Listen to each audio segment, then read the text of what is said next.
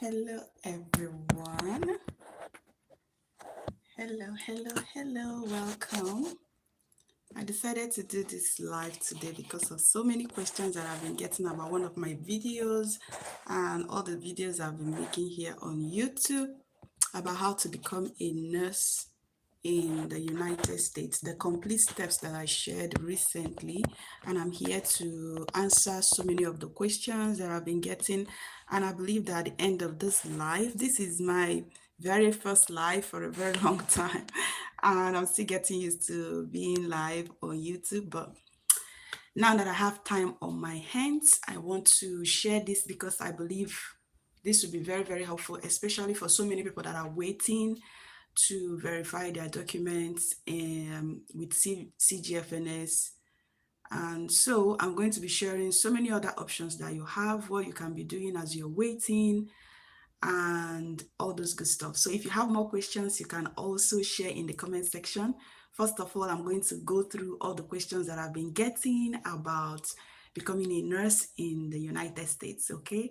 So the first one is the timeline. So a lot of nurses, when they want to move abroad, usually you want to know exactly when you are likely to get there, right? So first of all, I'll share my own timeline. So right now I've been a nurse for 11 years. And then 5 of those years I practiced in Nigeria. And while I was in Nigeria, I actually worked in different areas, community health, med-surg, theater, and all of those specialties. And then during those 5 years, I was also trying to see if I can practice abroad because it's been like my long-term dream. Like I've always wanted to move abroad and practice as a nurse. So I tried so many routes, like I researched and all of that. And obviously I got so many things wrong.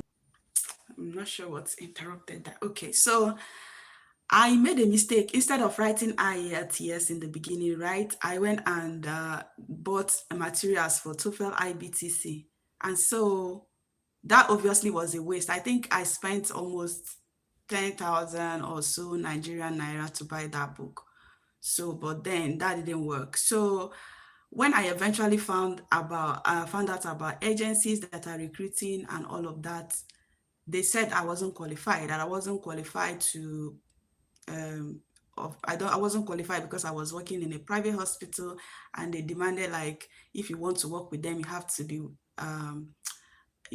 be working in a big hospital that has how many number of beds. And I didn't have that. And if you're in Africa, in Nigeria, for you to meet that requirement, you are supposed to be working maybe in a teaching hospital. So I wasn't working in a teaching hospital, so that requirement was hard for me to get. So I decided to move to the UK. So 5 years I practiced in Nigeria, then I moved to the UK and practiced for almost 4 years. I'll say 4 years.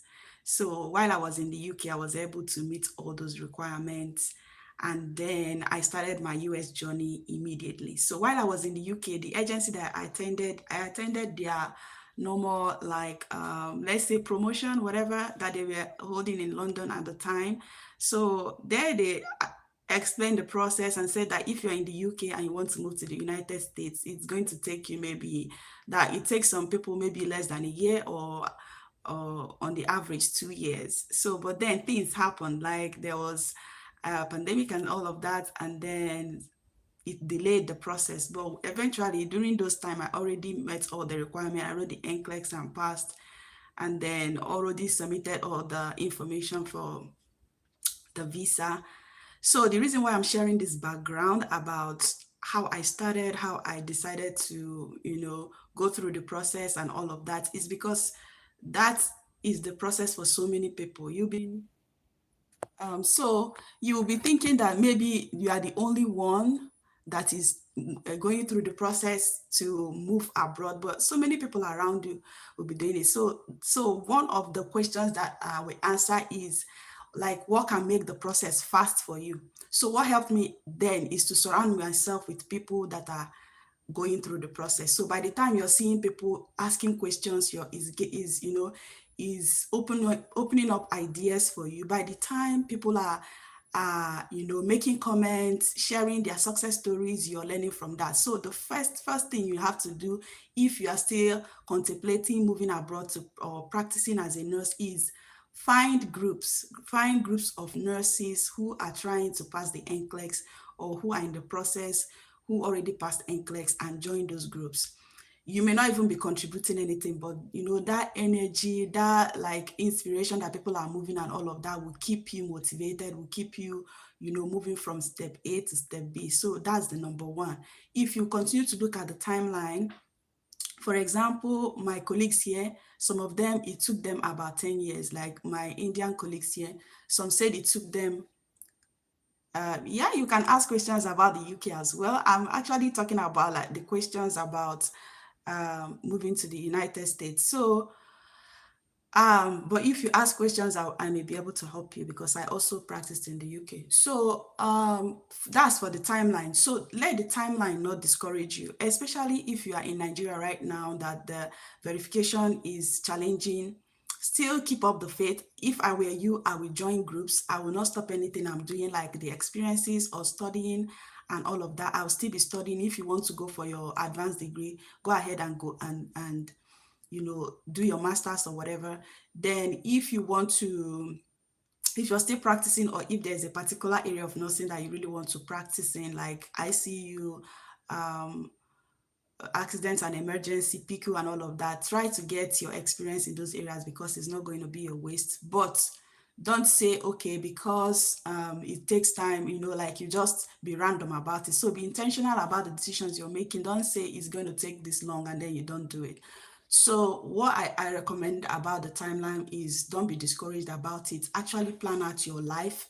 And as you're looking forward to, you know, submitting your verification or even saving up money and all of that, I've seen a lot of people that moved here when they're already in their 50s, their children are all grown in their 40s, and they're happy. Like sometimes I even say that if you move to the United States when your kids are all grown, that you enjoy it more, you work more, even potentially make more money more if that is what you want, because then you all the challenges about childcare and everything, you know, you won't have it. I admire people that actually move when their children are grown. So don't be discouraged. Don't think, oh, it's going to take 10 years, then you do nothing. So my particular yeah, I'll come to your question. So some of my particular colleagues, the one I said it took her 10 years, her kids were like, the first two kids are grown. So even though she has like younger ones, it's easy for her to do her master's degree. It's easy for her to like do anything she wants to do here in the US because she's not bothered about she's not bothered at all about the you know, childcare and all. So the timeline shouldn't be an issue if you see it this way. And if you ask me, the second question I want to answer is if it's worth it at the end of the day. What if it takes you 10 years? If it takes you 9 years? If it takes you 5 years, 3 years? And you eventually get to the United States, is it worth it? 100%, it worth it if it is your plan. So what I like to share with people is that as a nurse or as a person, a human being, you need, if you have a goal, if you have a particular goal about your career, you have a plan, this is what you want to do, you want to do your master's, you want to have international experience and all of that, then it's good for you to know, okay, what it will look like for you. So if you move to that country, if you feel like moving to the United States will give you, you know, we tick all your boxes, then go ahead and, you know, keep the faith alive. I believe that it worth it 100% or even more, because for me it's ticking my boxes. So assuming when I was in the UK, I was able to do everything I've always planned to achieve in my career, I would have stayed back. But when I was there, it wasn't. Like everything I wanted to do, I felt like I wouldn't be able to do it like the way I wanted it in the UK. And that's why I continued to see if I can move to the United States. So definitely for you to know whether your move to another country worth it or not is if you're achieving your goals. Okay, so guys, if you want many more people to see this live, please like this live so that so many more people will be able to see it and join us. Okay, so yeah, so that's the second one, whether it worth it. Yes, it worth it. For the timeline, I've already explained that the timeline, you see, you just like it depends on you, depends on your country, but let it not deter you from continuing to see if you move to this country, if that is really what you want.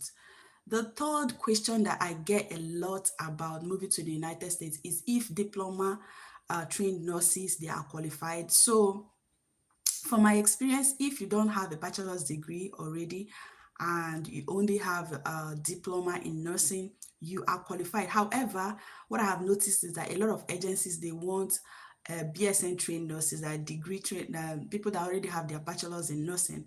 However, if you going live in yeah, so but the thing is that what you can do is to write the NCLEX exams. For some people, that that's actually for some countries, because I know that some of these agencies, they prefer certain countries, they go there and they recruit them anyway, whether they have bachelor's degree or whether they have diploma degree. And once they get to the United States, they will really encourage them to go and do their top up so that they become bachelor's degree nurses. So usually if you have a diploma and you're in a country where agencies continues to push back and say, oh, because you don't have bachelor's degree, we can't take you. What you can do is to self-sponsor for NCLEX. Once you have passed the NCLEX, it's as if you have like a lot more chances, because they know that if you passed your NCLEX already, they will easily offer you jobs. And then when you get to the United States, it takes you just a year for you to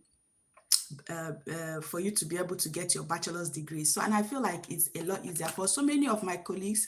I'm just 2 years plus here, but so many of my colleagues that came here with their diploma, they already have their degrees already. And so that's my third question. The other question that I get a lot is if you have a diploma degree and then you want to come on here to study. I'm going to actually go live next time and actually talk about studying in the US. So that would be another day, but let's just talk about people that are already nurses right now. So for whether you can go through studying and then become a nurse here, especially if you don't have money to sponsor for NCLEX, because my top recommendation is that if you're already a nurse, moving to the UK or moving to the United States with job, like get a job and move to any of these countries, will always be better for you, because even if you don't have the funds, when you get here, you can easily study. And then, you have a lot of options for funding if you're already in those countries. So, but then if you don't have money to self-sponsor, because I see like the cost of verification, traveling to other countries to write your exams and all of that, for some people is just very hard, So some people are considering studying in the United States and then get their, when they are studying, they now write the NCLEX exam. That's also another good option. But this option should be considered when you have tried everything. You already know that you can't sponsor yourself to pass the NCLEX in your home country, because that's the easier way, right? So if this is the only option you have, is also a good option. You just need to find schools that will allow that. There are a few schools that allow international nurses to top up. That's if you have a bachelor's degree, and then if you have the diploma degree and you want to become a nurse, you want to become but if you want to get your bachelor's degree. So there are very few schools. So what people are asking me in my DM is that they've tried to find schools in the United States that offer RN to BSN, but all of them are online. And for you to get the study visa, you need a school that is physical, like you need to study physically in the United States. That's the only way they will give you a visa, which is true. So I actually joined some people and we researched and we found only very few schools that allow the RN to BSN that is live and can allow you to get the study visa to the United States. So very few schools. So if that is your main concern, you can, I can share some of those few schools with you if you want that. But that's a very, very, very, very good option. So when you are studying, you use that time to write your NCLEX exam. And once you pass, then there are other agencies also that will be willing to file for your H-1B visa, which is the work visa. And then from that as well, they can also file for your EB3 visa, which is the green card. So that way you can actually, transition that way. I think it's a lot easier that way too. So that's another question. Another question is if direct hire is better than agencies, So for those of you that don't know, for direct hire, it means that agencies sometimes or are mostly involved as well, or let me say companies are mostly involved in the direct hire process, in the sense that they will help you, they will recruit you for a hospital, but when you get to the United States, you will not be working for them. So if you are currently practicing in the UK, it's similar to what you have in the UK. Agencies will help you get to the UK, but you are not their nurse. So you are essentially working for that hospital, and the hospital will be paying you the benefits. If you have sign-on bonus or whatever, you will get that. So that's what the direct hire means. But if you are working, if you go through agencies, what they do is that when they recruit you to the United States, send you to work in a hospital, but they are the ones paying you. So basically, the hospital will be paying the agencies, and they will take their cut, and then they will pay you the remaining. And so many the benefits will have to come from the agencies and not the hospital. So technically, you're working for the agency, and they can decide to terminate your employment anytime or whatever. So, but the thing is, at the end of the day, it depends on you as well. Some people find agencies really good because so many of the stress, like the cost of traveling, usually they sponsor that. When you get to the United States, they also have the transition program where they teach you the culture of the United States and all of that. And then that helps you to also meet other nurses, because they usually do it in group. You meet other nurses, like in my own case, when I go here. So many people that already practice in the UK for a very, very long time, and they also moved. So that really gave, because I was really questioning everything. Am I making the right decision? Because a lot of people in the UK was like, just stay back, get your ILR, this, that, UK is even better anyway and stuff. So all those things, I was having that dilemma. But when I got to the United States, I noticed that so many people from the UK that are nurses are also in the process, and they moved with me. Like, in fact, one of the groups that I belong to, I think we are getting up to more than 100, and all of us practice in the UK. And so many people have stayed for years in the UK, and they still moved to the United. So that really gave me like a pat in the back that, oh, maybe I'm not really making the wrong decision. I'm not the only one thinking like, okay, moving to the United States. So that's one thing. So that's one of the benefits of moving with an agency. You meet so many other nurses, okay? So at the end of the day, it depends on what you have, your budget and everything. So if you have a very huge budget that you know that you can, or maybe when you pass your NCLEX and you find an agency that will give you a direct hire, I find it really, really interesting. I find it really interesting, and I think it's really good. Usually you get better offer, and when you go to that hospital, they are not going to be looking at you as an outsider. All the benefits, all the everything that every other staff is getting, you also get that. Yes, Uchechi. So I'll start answering the questions in the comment section. Maybe when I go live more, some of the questions that I get in my DM, I can address that as well. So if you have questions, you can start asking in the comment section as I continue to talk, okay? So yes, Uchechi, for you to do the prerequisites, yes, you need to contact the school first. You need to contact the school. The reason is because your background is going to be different from everyone else. So sometimes you may have done some courses, and then when the school evaluates it, they'll be able to tell you, okay, we accept this and we don't accept this. So definitely you need to submit your transcript. Yeah, contact the school first, and they will advise you on the prerequisites to take. That's what you need to do. Yeah, absolutely. So another question that I also get, I want to also address the difference between the H-1B visa and EB3 visa. So when you hear the green card, it actually means the EB3 visa. Okay, so this EB3 visa is what they give nurses. That they give it to nurses, whether even if you have diploma or BSN, you can get the green card right from time. The only thing is that it has a lot of backlogs. So backlogs is what I like to use so that people understand it. So when you hear the retrogression and all of that. So my understanding about this is in the US, they have so many countries that like to come to work here.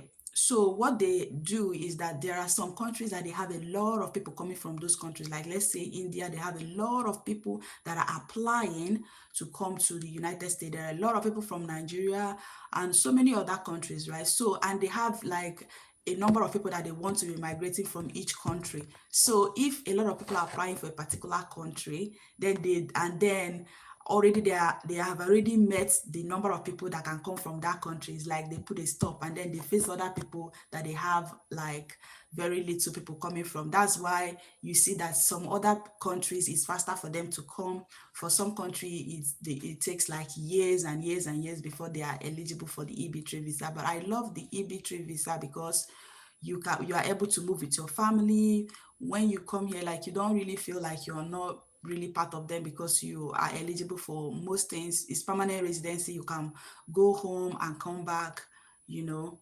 and you don't have to start saving. It's not like UK when you get the work visa, then you have to start saving for ILR, saving for the, you don't have to like, in fact what they will put in it is like 10 years, and remember that before that 10 years you're already eligible to apply for citizenship, right? So that's one good thing about the EB3, but the drawback is that it takes years and years before you can get that.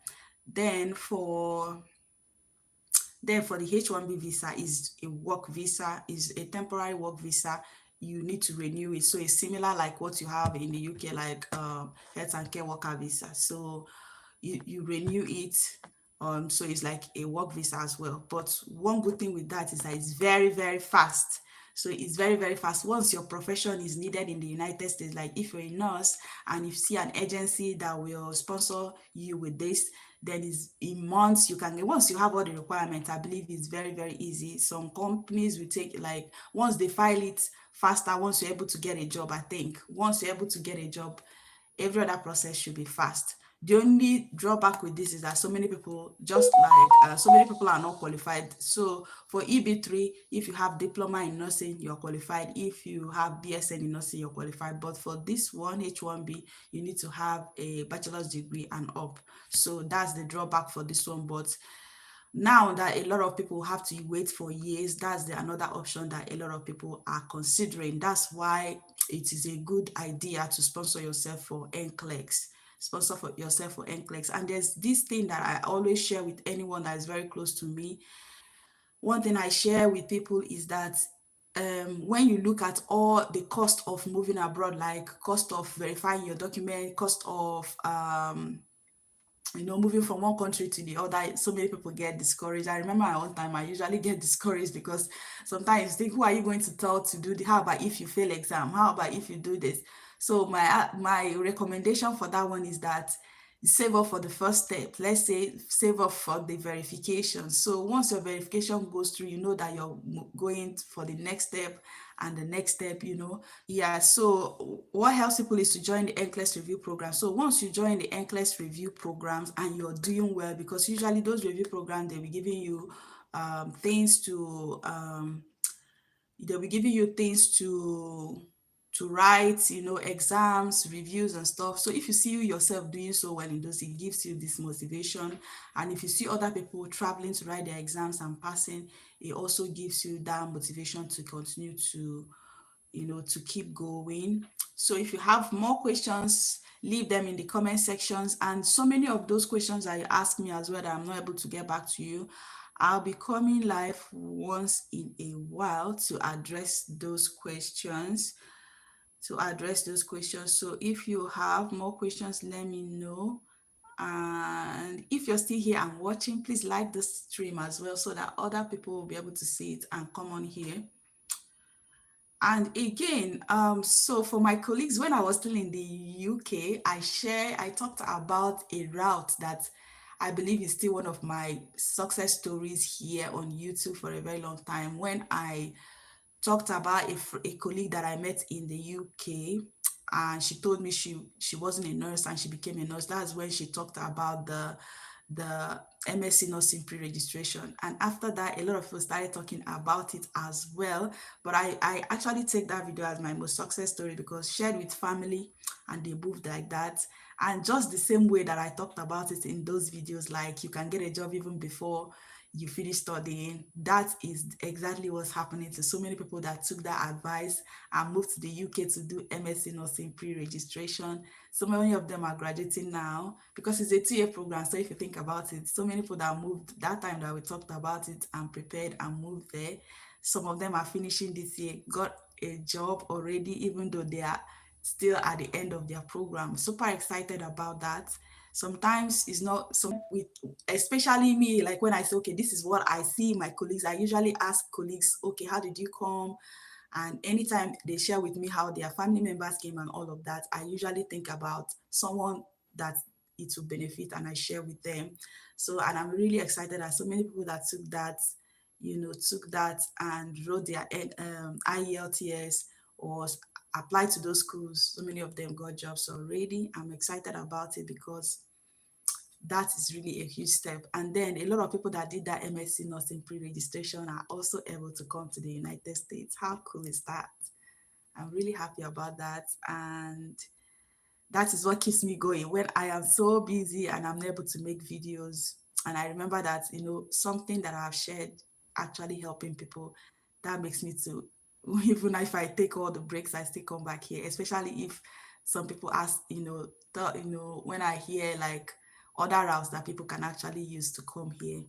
So thank you all for that. Thank you all for that. So it's still something that is really a way of moving abroad. That MSc nursing pre-registration, if you have anybody or family members, I feel like it's still far, far better than continuing to try to move through with the healthcare assistant jobs. In fact, these healthcare assistant jobs, I think I'll talk about it one day again, what I think, what's going on right now and all of that. So many people that took that advice, congratulations. I believe it has helped and it continues to be a good way of moving to the UK or abroad anywhere, especially if you have good plans for you. So thank you guys. If you have questions, please leave it in the comment section or always send me a DM and ask, even when I'm not able to get back to you, because usually there are many. I'm taking notes of that, and anytime I come on here, I will answer those questions.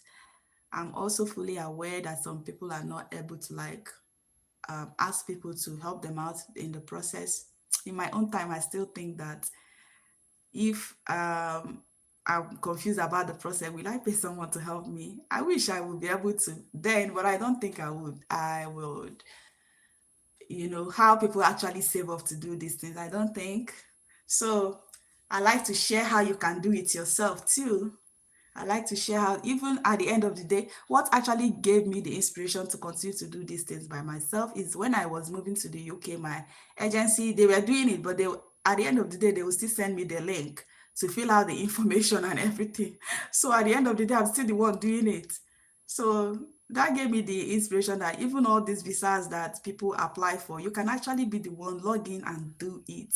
If you are stuck in the process, then you ask questions or so just like verifying your documents with CGFNS or ERES, Joseph Sinley, and all of those evaluation companies, what I have noticed, because I've gone through it, usually they respond and they fix it. So people are so scared of making mistakes that they end up paying thousands, so that other people will do it. That you made mistake doesn't mean that's the end of the world. You can't correct it. You can always correct it. So relax when you're filling those forms. Follow the instructions that a lot of people have shared here on YouTube. But then if you are constrained, that is if you have money and all of that, so that like for someone to do it for you, that's cool. But let the funds involved, like people helping you, let the funds involved and all of that, let it not deter you. Still know that it's something you can do on your own. If you have money for people to help you, that's amazing. But if you don't be discouraged. Don't be discouraged. You can still do it yourself. Go fill out the application. If you make mistake, ask questions. That's why in the beginning I mentioned that joining people who are in the process, who are going through the process, will help you a lot in achieving this goal of moving to the UK or moving to the United States. Okay, guys. So I hope this has answered a lot of questions about the steps to become a registered nurse in the United States in 2024 and beyond. Continues to be one of the best decisions I've made. and I'll continue to encourage people to do that if it is what they want. Definitely moving abroad is not for everyone. If it's not your plan, definitely don't do it. But if it is something you feel will really help you, you have always planned, you have always dreamed about, or something like that, definitely go for it. If it is something you want, it's going to worth it, unless you don't want it. Okay. So I wish you all the very best. Even if this live ends, I believe you can still leave comments. I believe you can still leave comments, and then I can answer those questions anytime. Okay. Thank you everyone for joining. The 10 of you watching, I appreciate your time, and I wish you the very best. Until next time. Cheerio. See.